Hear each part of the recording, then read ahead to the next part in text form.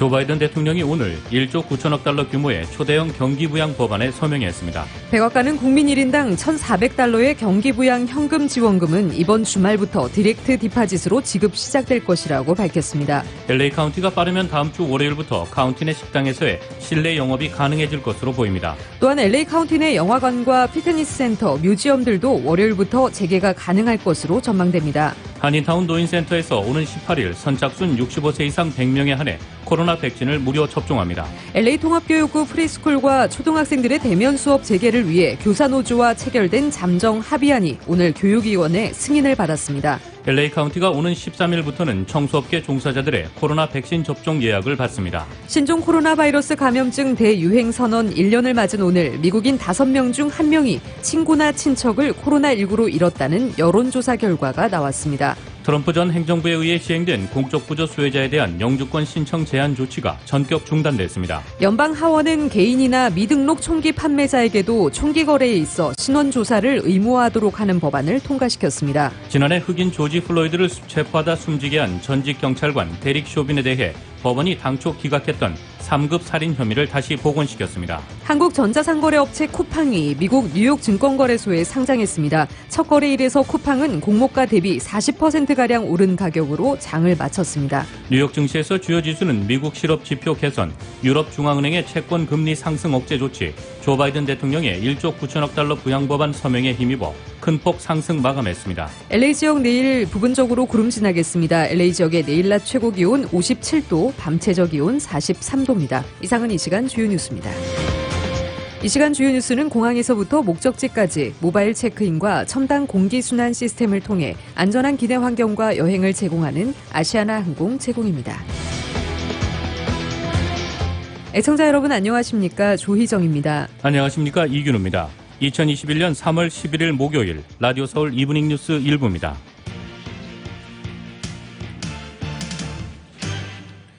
일부 첫 소식 전해드리겠습니다.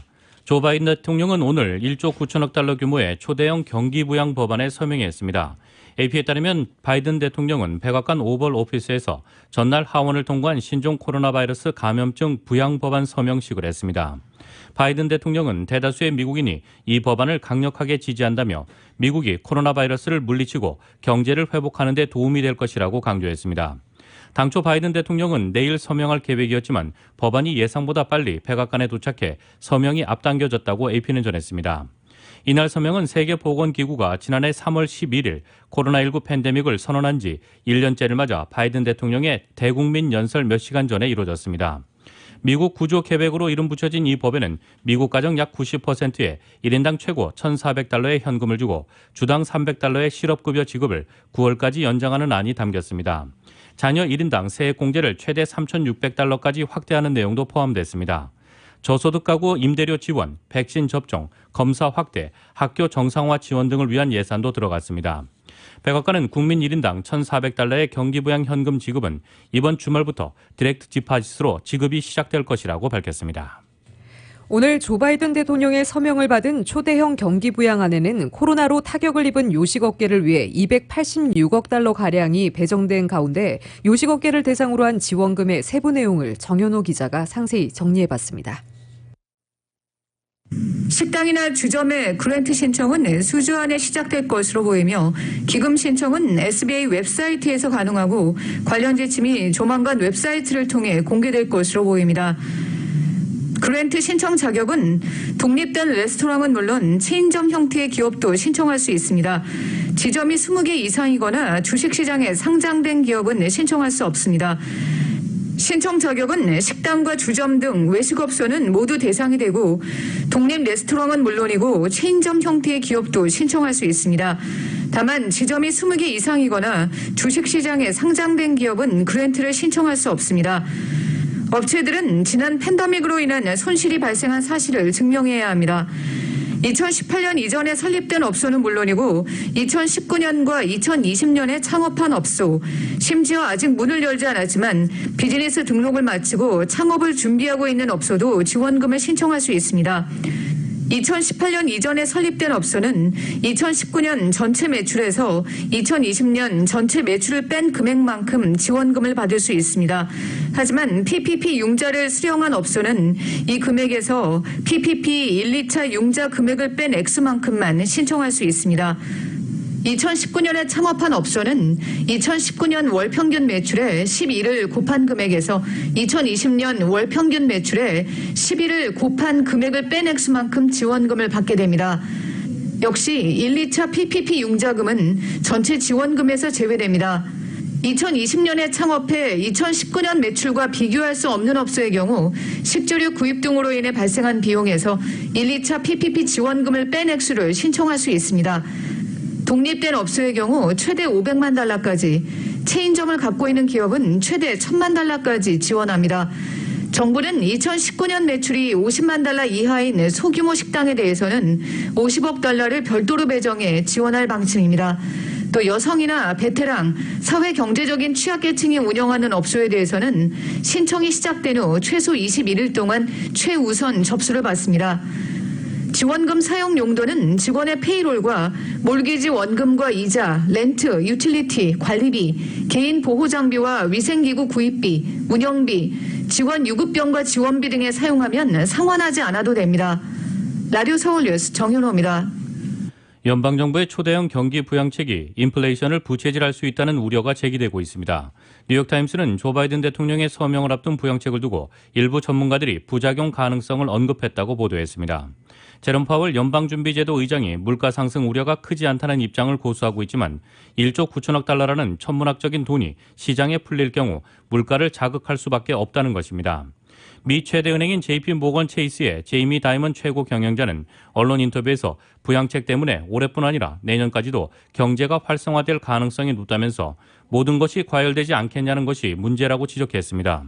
전문가들은 시장에 풀릴 1조 9천억 달러 외에도 현재 미국의 저축액이 1조 달러에 달하는 것도 물가 상승 우려를 심화시키는 요인이라고 보고 있습니다.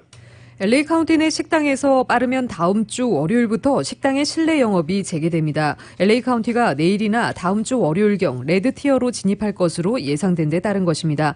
LA 카운티 정부는 카운티가 레드 티어로 진입하는 대로 식당의 실내 영업 재개도 허용하기로 결정했습니다. 레드 티어로 진입함에 따라 영화관과 피트니스 센터, 뮤지엄의 실내 영업도 빠르면 월요일부터 재개됩니다.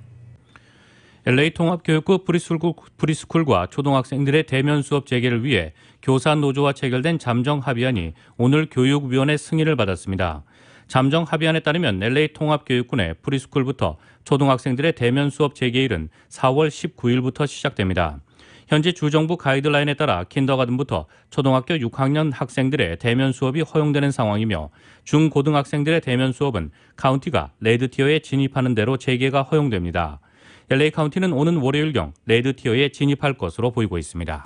LA 카운티가 오는 13일부터는 청소업계 종사자들의 코로나 백신 접종 예약을 받습니다. 지난 10일 주정부는 백신 접종 대상자를 청소업계 종사자와 대중교통 종사자, 공항 지상인력, 폭력 사건을 다루는 소셜워커, 위탁가정의 포스터 페어런츠들로 확대했습니다. 청소업계 종사자는 개인집 가정부는 포함되지 않고 빌딩에서 근무하는 청소업계 종사자들을 의미합니다. LA 카운티의 경우 청소업계 종사자들은 카운티에서 운영하는 대형 접종소인 잉그루드 포럼의 경우 13일이나 14일부터 다우니에 위치한 카운티 교육청 접종소에서는 13일부터 백신 접종 예약이 가능해집니다. 주정부는 또 다음 주 월요일부터는 65세 미만 중 암이나 만성 신장질환, 장기 이식 수술을 한 환자, 다운 신드롬, 심장질환, 당뇨병 등을 앓고 있는 주민들로 접종 대상을 확대할 계획입니다. 하지만 LA 카운티의 경우 백신 접종 대상자들이 확대됐지만 백신 접종분이 부족한 상황이라 새로 접종 자격을 얻은 주민들의 백신 접종이 언제 이루어질지는 모르는 상황입니다. 한인타운 노인센터에서 오는 18일 오전 9시 65세 이상 노인 선착순 100명에 한해 코로나 백신을 무료로 접종합니다. 백신 접종을 위한 신청은 내일 오전 9시부터 노인센터 전화 213-387-7733번으로 선착순으로 접수를 받습니다. 트럼프 전 행정부에 의해 시행된 공적 부조 수혜자에 대한 영주권 신청 제한 조치가 전격 중단됐습니다. 알레한드로 마요카스 연방국토안보부 장관은 지난 2019년 제정된 공적 부조 수혜자들에 대한 영주권 제한 조치를 중단한다고 지난 9일 공식 발표했습니다. 공적 부조 수혜자들에 대한 이민 제한 조치가 중단된 것은 지난해 2월 말부터 시행된 지 1년여 만입니다.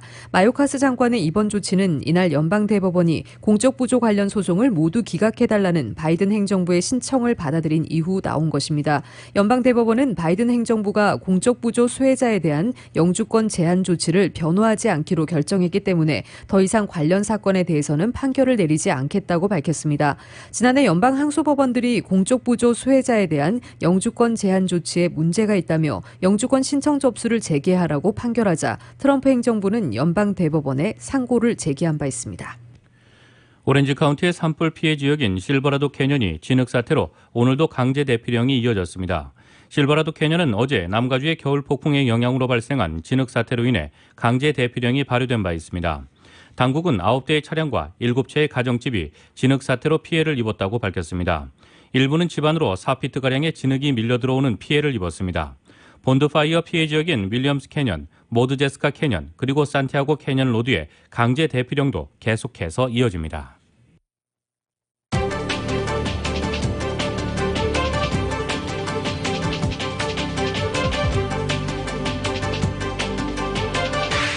라디오 서울 이브닝 뉴스 일부 함께하고 계십니다. 이 시간은 LA와 가든그로브 두 곳에서 모시는 금강안경 검안과 1250만 불 교통사고 최고보상, 교통사고 전문 천재변호사 리차드 호프만, 빛으로 태어나는 당신은 카오나 미인, 100% 근적외선 마스크는 카오나뿐입니다. 정직한 빛 카오나 LED 마스크 공동 제공입니다.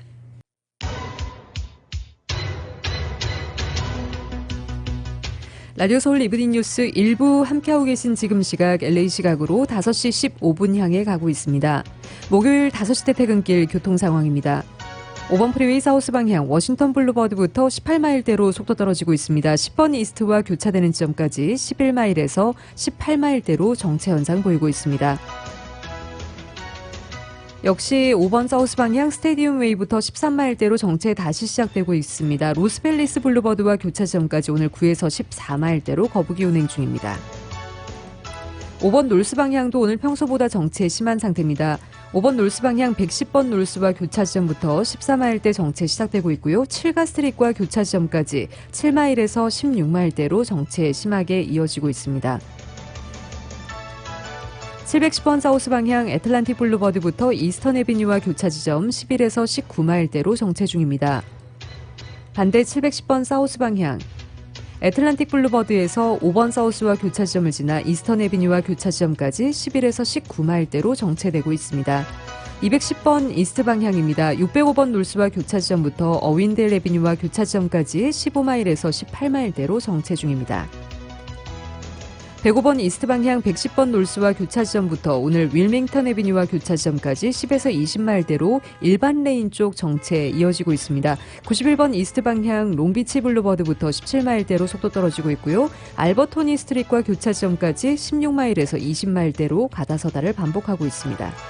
101번 프리웨이 사우스 방향입니다. 로스앤젤레스 스트릿 알라미다 스트릿 교차 지점부터 19마일대로 정체 시작됩니다. 웨스턴 애비뉴와 교차 지점까지 12에서 21마일대로 가다서다를 반복하고 있습니다. 이건 지나시는 분들 참고하시기 바랍니다.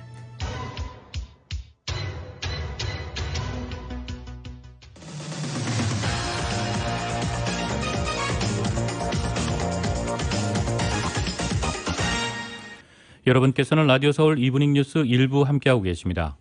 미국 소식 전해드리겠습니다. 신종 코로나 바이러스 감염증 대유행 선언 1년을 맞은 오늘 미국인 5명 중 1명이 친구나 친척을 코로나19로 잃었다는 여론조사 결과가 나왔습니다. AP통신과 시카고대 여론연구센터가 미성인 1,434명을 상대로 지난달 25일부터 이달 1일까지 여론조사한 결과에 따르면 응답자의 19%가 코로나19로 가까운 친구나 친척이 사망했다고 답했습니다. 이날은 세계보건기구가 코로나19 대유행을 선언한 지 꼭 1년이 되는 날이며 미국에서는 지금까지 세계에서 가장 많은 희생자가 나왔습니다.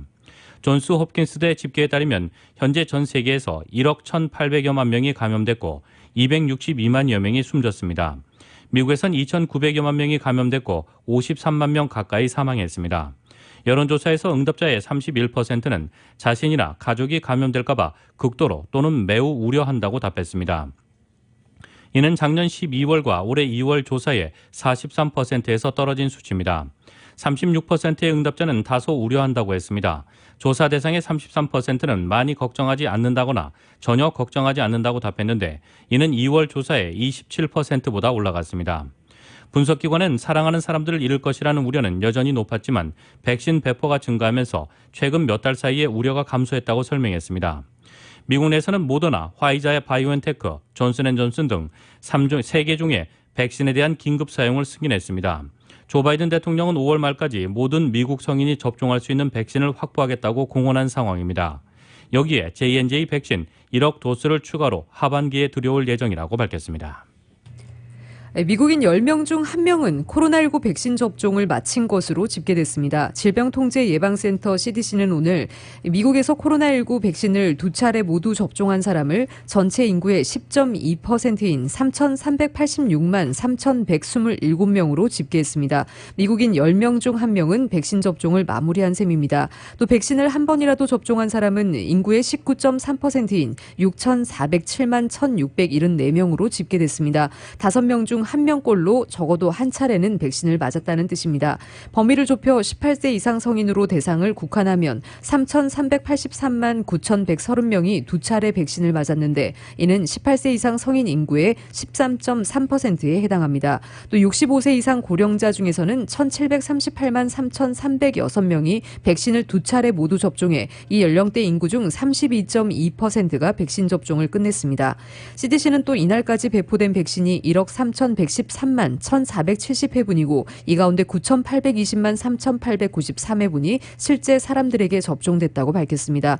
이는 1억 회분에 근접한 것이며 화이자 바이오엔테크, 모더나, 존슨앤존슨 등 3종류의 백신을 모두 합친 것입니다. 유럽연합 EU가 존슨앤존슨이 개발한 코로나19 백신 사용을 승인했습니다. 최근 아스트라제네카 백신 접종 후 잇따라 사망자가 발생하고 있는 가운데 이 백신의 접종을 잠정 중단하는 국가가 늘고 있습니다. KBS의 보도입니다.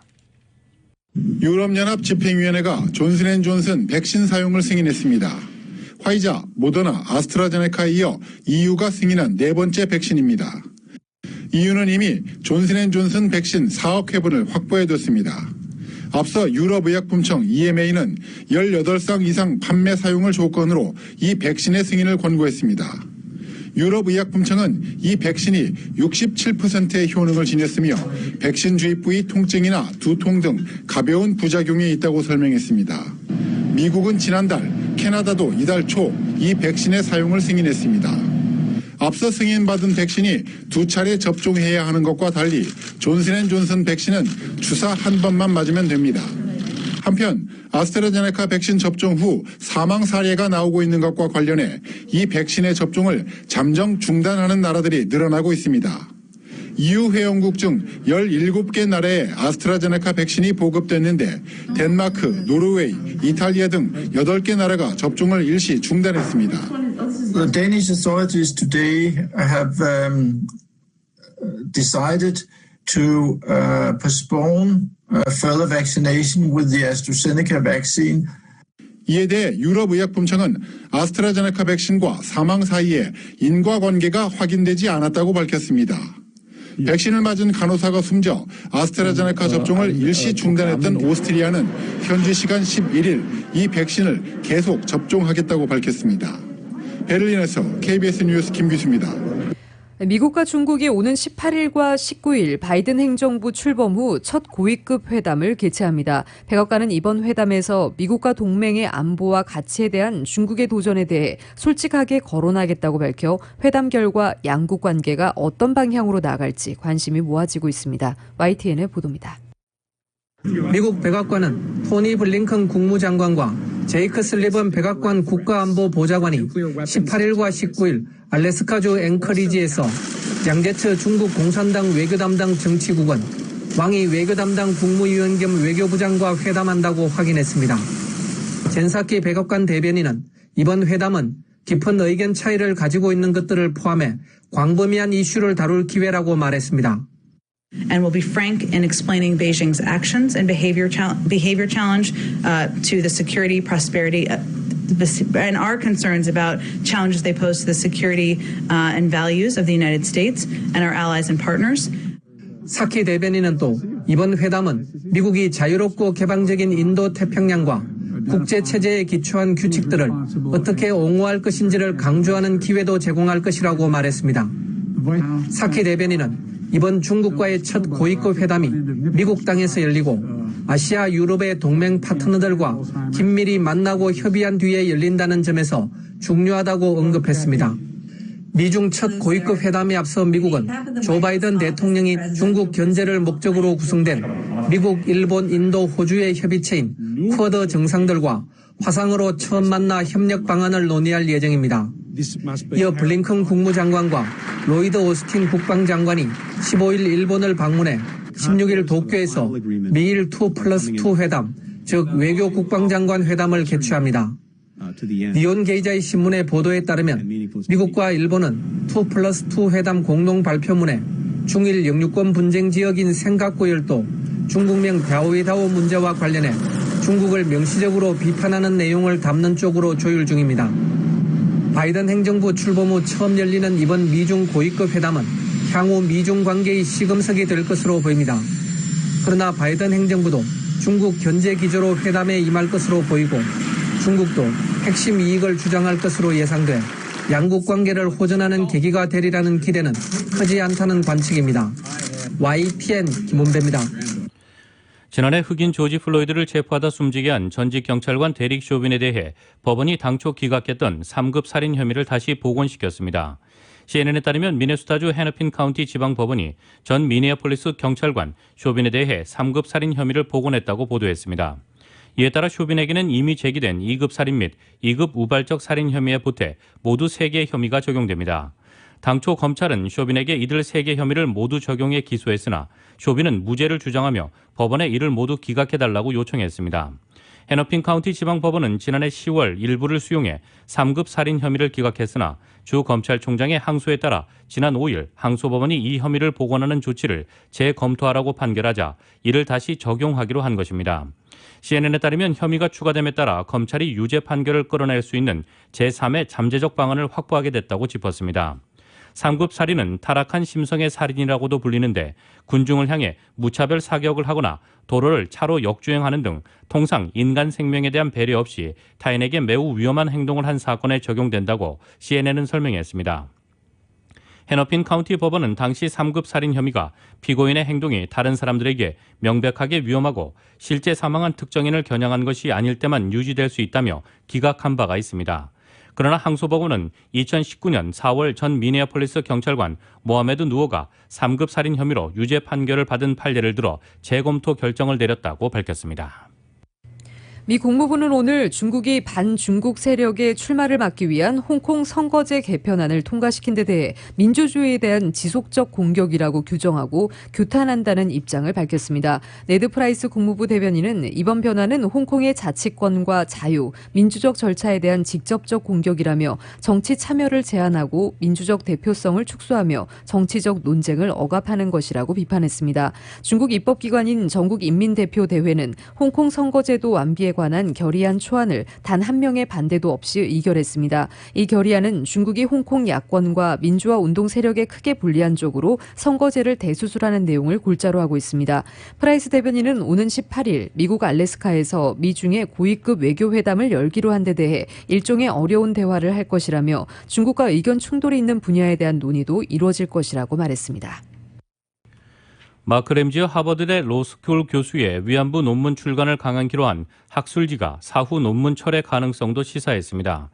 이진희 이스턴 일리노이 주립대 사학과 교수는 오늘 위안부 논문 출판 방침을 밝힌 법경제학 국제리뷰 IRLE 측이 이 같은 내용을 담은 이메일을 보내왔다고 밝혔습니다.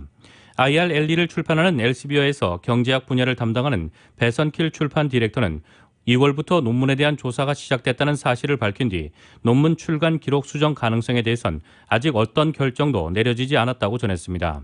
기존에 온라인으로 공개된 램지어 교수의 논문이 최종본으로 간주돼 IRLE 3호로 인쇄본에 게재되지만 출간된 논문에 대한 기록 수정은 얼마든지 가능하다는 얘기입니다. 논문 출간 기록 수정은 학술 출판계에서 사용되는 용어로 전문가 동료들과 편집장, 검토 과정을 거쳐 출간된 논문이라도 추후 타당성 문제 제기가 이루어졌을 때는 학술지의 입장을 바꾸고 출간 기록을 정정한다는 의미입니다. LCBO 홈페이지에 따르면 논문 출간 기록 수정이 필요하다고 판단되는 경우 편집자 공지, 우려 표명, 논문 철회, 논문 삭제 등의 조처를 할 수 있습니다. 이 중 논문 철회에 대해선 저자의 데이터 조작이나 실수로 인해 논문에 실린 연구 내용을 신뢰할 수 없다는 확실한 증거가 있을 때라고 규정됐습니다. 논문 철회 결정이 내려지면 출판사와 협의를 통해 인터넷의 논문 데이터베이스 등에 논문 철회 이유 등이 공지되고 논문에도 출판사가 철회 결정을 내렸다는 사실이 표시됩니다. IRLE가 램지어 교수의 논문에 대해 사후 철회 조치를 할 수 있다는 사실을 밝힌 것은 최근 인쇄본 출판 결정 이후 학계의 비판을 의식한 것으로 보입니다. 앞서 IRLE는 지난 9일 램지어 교수의 논문은 공식적이고 최종적인 출판물로 간주된다면서 3월호 인쇄본을 강행하겠다는 입장을 밝혔습니다. 미국 하원에서 총기 구매에 있어 신원조사 범위를 확대하는 법안이 통과됐습니다. 민주당이 다수당인 하원은 오늘 개인이나 미등록 총기 판매자에게도 총기 거래에 있어 신원조사를 의무화하도록 하는 법안을 찬성 227표 대 반대 203표로 통과시켰습니다.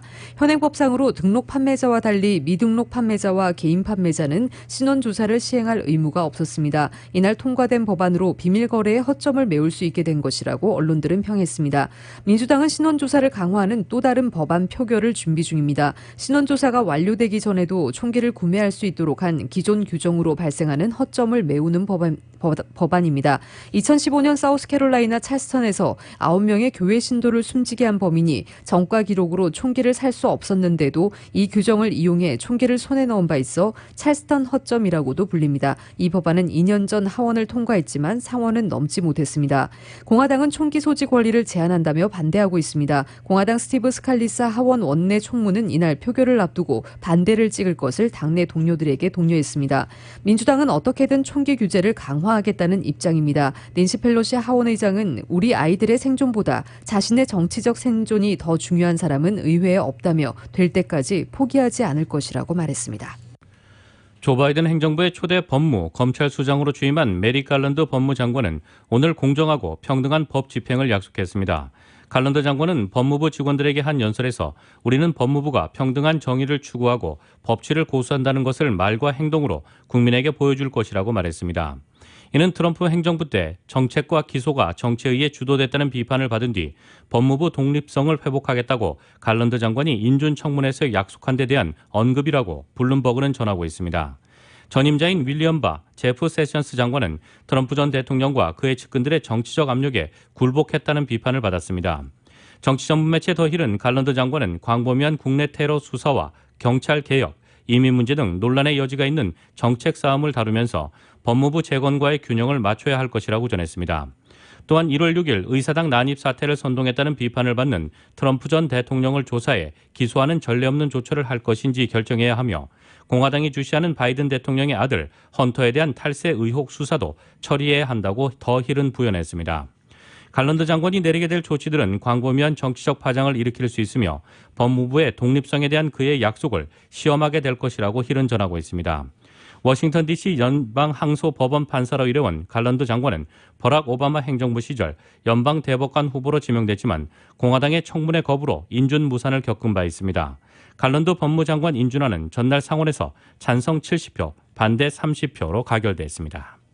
조 바이든 행정부가 중국 최대 통신 장비 업체인 화웨이 일부 공급업체들을 상대로 신규 제한 조치를 가했습니다. 전임 도널드 트럼프 행정부에 이어 새 행정부에서도 반 화웨이 정책을 견지하겠다는 신호로 풀이됩니다. 이번 조치는 특히 시점적으로 반중 연대를 한층 강화할 것으로 예상되는 미국, 일본, 인도, 호주의 협의체 쿼드의 12일 첫 화상 정상회담을 목전에 두고 이뤄진 것이어서 대중 메시지 발신이라는 차원에서도 주목됩니다.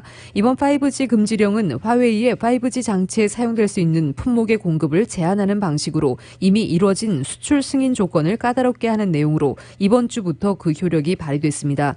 이번 규제는 반도체나 안테나 배터리 등 화웨이의 5G 장비용 부품 수출을 더 명확하게 금지하는 것으로 화웨이에 대한 수출이 허용됐던 일부 업체들마저도 더 획일적으로 수출 제한을 받게 됩니다. 미국의 이번 결정은 바이든 행정부가 화웨이 상대 수출에 대한 강경 노선을 강화하고 있음을 보여주는 대목입니다. 여러분께서는 라디오 서울 이브닝 뉴스 일부 함께하고 계십니다. 한국 소식 전해드리겠습니다.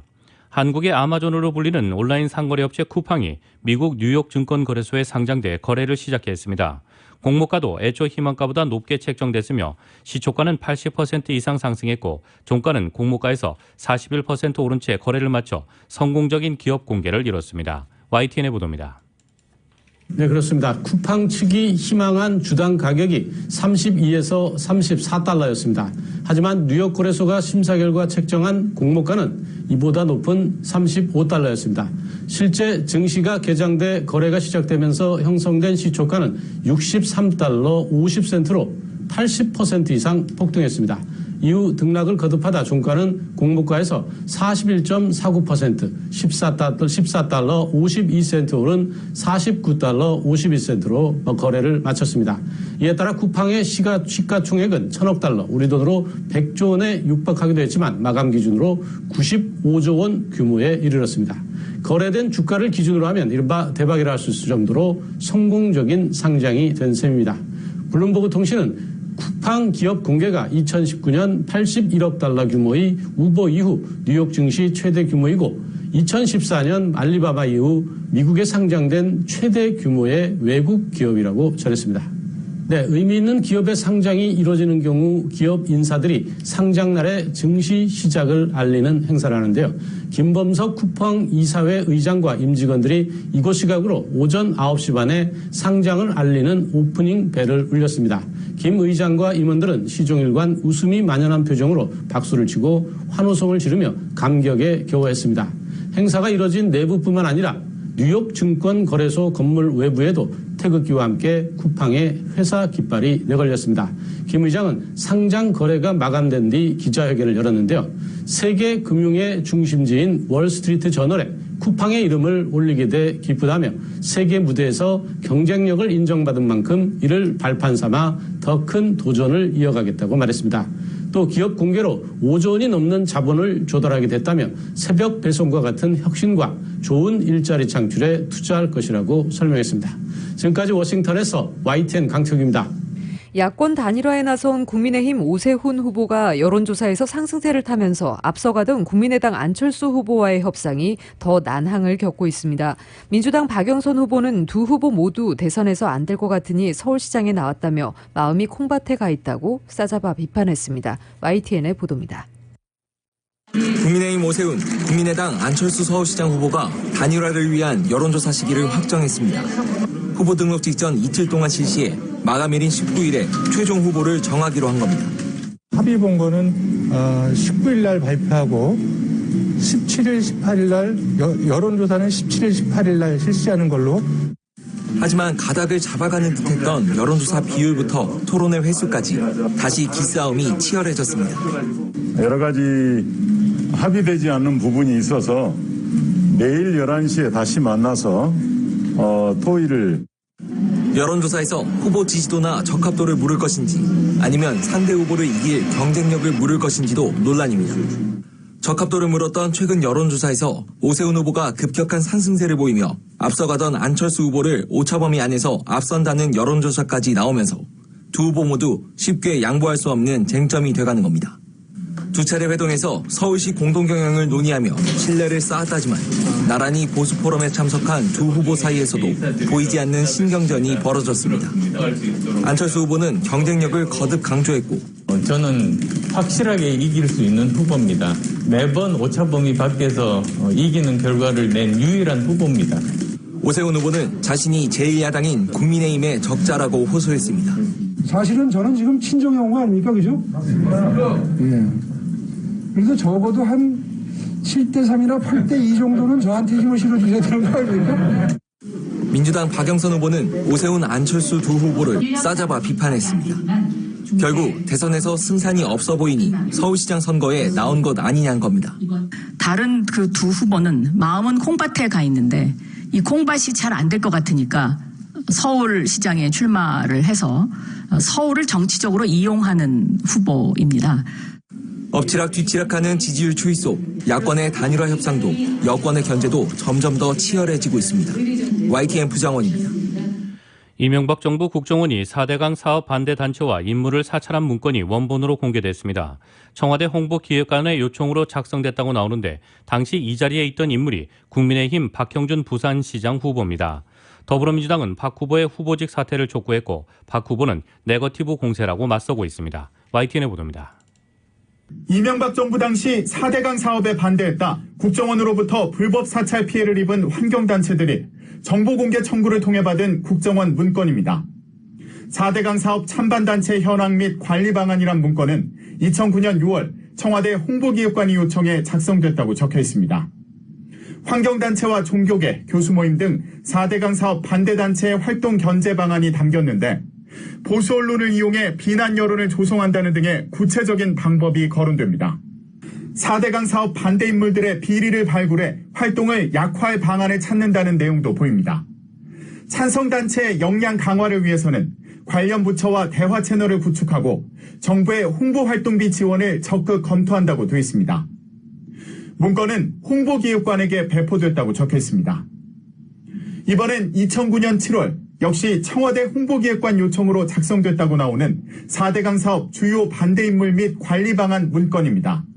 사회단체 인물들은 종북 좌파 활동 등을 공개하고 환경단체에 대해서는 환경부에서 전담관을 지정해 관리한다고 되어 있습니다. 지난번 사찰 목록에 이어 이번엔 원본까지 공개되자 더불어민주당은 당시 청와대 홍보기획관이었던 국민의힘 박형준 부산시장 후보를 향해 사찰 개입 증거가 명확하다며 당장 사과하고 후보직도 사퇴하라고 촉구했습니다. 박형준 후보는 지금 즉시 후보직을 내려놓고 국민 앞에 부산 시민 앞에 무릎 꿇고 사죄하십시오. 이에 대해 박형준 후보는 지난번과 마찬가지로 자신은 국정원 사찰에 대해 알지도 못하고 관여한 적도 없다는 입장을 밝혔습니다. 오히려 정부 여당이 국정 실정을 덮으려고 네거티브 공세를 벌인다고 주장했습니다. 국정원 문건과 관련해서 또는 사찰 의혹과 관련해서 저에게 100번을 묻는다 하더라도 저는 똑같이 대답할 겁니다. 불법 사찰 지시한 적 없습니다. 관여한 적 없습니다. 거기에 청와대 그 수석실의 이름이 있다고 해서 그걸로 무조건 관여를 이야기하고 민주당은 사찰 문건을 근거로 박형준 후보가 이명박 정부 인물이라는 걸 부각하려는 의도가 강하고 박형준 후보는 민주당이 열세인 선거 분위기를 뒤집어 보려는 네거티브 공세로 규정하고 있습니다. 실제 선거판에 어떤 영향을 미칠지는 미지수입니다. YTN 김대근입니다. 뉴욕 증시에서 주요 지수는 미국 실업 지표 개선, 유럽 중앙은행의 채권금리 상승 억제 조치, 조 바이든 대통령의 1조 9천억 달러 부양 법안 서명에 힘입어 큰 폭으로 상승했습니다. 오늘 뉴욕 증권거래소에서 다우지수는 전장보다 188.57포인트, 0.58% 상승한 32,485.59에 마감됐습니다. S&P 500 지수는 전장보다 40.53포인트, 1.04% 오른 3,939.34에 기술주 중심의 나스닥 지수는 329.84포인트, 2.52% 급등한 13,398.67에 거래를 마쳤습니다. 다우지수는 최고치 행진을 이어갔고 S&P 500은 2월 16일에 기록한 기존 사상 최고치를 경신했습니다. 쿠팡은 뉴욕 증시에 화려하게 데뷔했습니다. 시초가는 공모가보다 81% 높은 63달러 50센트에 형성됐고 결국 49달러 선에서 마감됐습니다. 뉴욕 증시 전문가들은 고용 개선 등으로 긍정적인 시장 환경이 다시 조성됐다고 평가했습니다.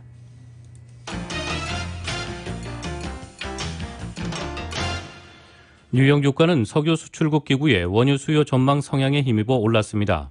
뉴욕 상업거래소에서 4월물 서부 텍사스산 원유 가격은 배럴당 1.58달러 상승한 66.02달러의 장을 마감했습니다. 원유 시장 참가자들은 오펙의 월간 보고서, 미국 부양책 관련 소식 등을 주시했습니다. 오펙이 월간 보고서에서 올해 원유 수요 전망치를 상향 조정하면서 유가를 끌어올렸습니다. 오펙은 올해 원유 수요가 지난해보다 하루 평균 589만 배럴 증가했다고 봤습니다. 이전 전망 579만 배럴보다 약 10만 배럴 상향 조정했습니다. 올해 원유 수요 규모 전망치는 하루 평균 9,627만 배럴로 제시했습니다. 오펙은 세계 경제 전망 개선을 원유 수요 예상치 상향 조정의 배경으로 꼽았습니다. 오펙은 올해 세계 경제 성장률 전망치를 기존 4.8%에서 5.1%로 올렸습니다. 신종 코로나 바이러스 감염증 백신 보급의 확대로 경제 정상화 기대가 큰 상황에서 오펙의 보고서는 시장 참가자들의 자신감을 더 강화했습니다.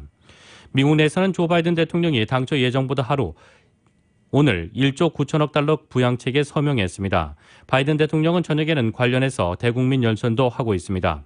백악관은 또 일부 시민들은 이르면 이번 주말부터 1인당 1,400달러의 부양현금을 받을 수 있다고 밝혔습니다. 이 또한 경제의 빠른 회복과 원유 수요 증가 기대를 자극하는 요인입니다. 지난달 발생한 이상 한파로 미 원유 재고가 최근 큰 폭 증가하긴 했지만 휘발유 석유 제품 재고도 상당폭 줄어든 만큼 불안감이 크지는 않습니다. 정유 활동이 정상화된다면 원유 재고가 빠르게 줄어들 수 있다는 탓입니다. 신종 코로나 바이러스 감염증 백신 보급에 힘입어 미국에서 신규 실업수당 청구가 줄어들고 있습니다. 노동부는 지난주 신규 실업수당 청구 건수가 71만 2천 건으로 집계됐다고 오늘 밝혔습니다. 전주보다 4만 2천 건 줄어 2주 만에 다시 감소세로 돌아섰습니다. 지난해 11월 초 이후 4개월 새 가장 적은 수치로 전문가 전망치 72만 5천 건을 밑돌았습니다. 최소 2주간 실업수당을 청구하는 계속 실업수당 청구 건수도 414만 건으로 전주보다 19만 3천 건 감소했습니다. 코로나19 백신 보급 속도가 빨라지는 가운데 코로나19 대유행에 따른 각종 영업 제한을 완화하는 주가 늘어나면서 고용이 확대된 결과로 분석됩니다.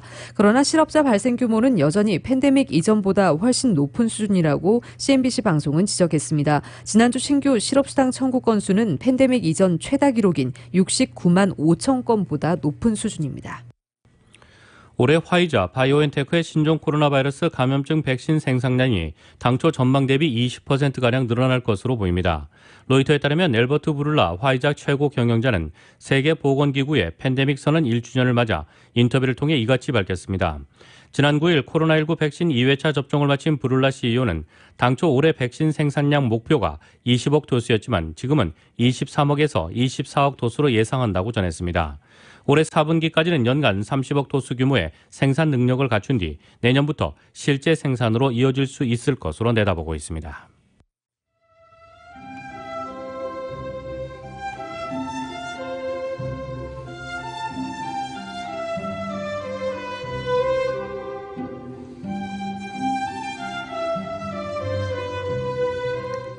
(3월 11일) 목요일 오늘 밤과 내일 날씨입니다. 금요일인 내일은 부분적으로 약간 구름 끼는 가운데 낮 기온은 여전히 50도 후반대에 머물며 쌀쌀하겠습니다.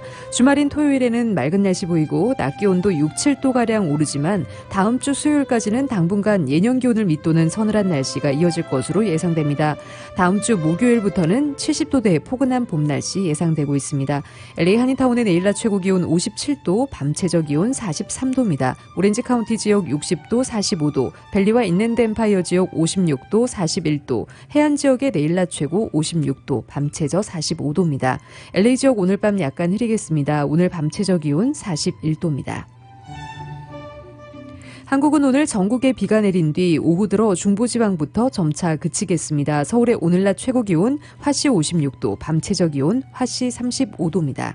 라디오 서울 이브닝 뉴스 1부 이 시간은 LA와 가든그로브 두 곳에서 모시는 금강안경 검안과 1250만 불 교통사고 최고 부상, 교통사고 전문 천재 변호사 리차드 호프만, 빛으로 태어나는 당신은 카우나 미인, 100% 근적외선 마스크는 카우나뿐입니다. 정직한 빛 카우나 LED 마스크 공동 제공이었습니다.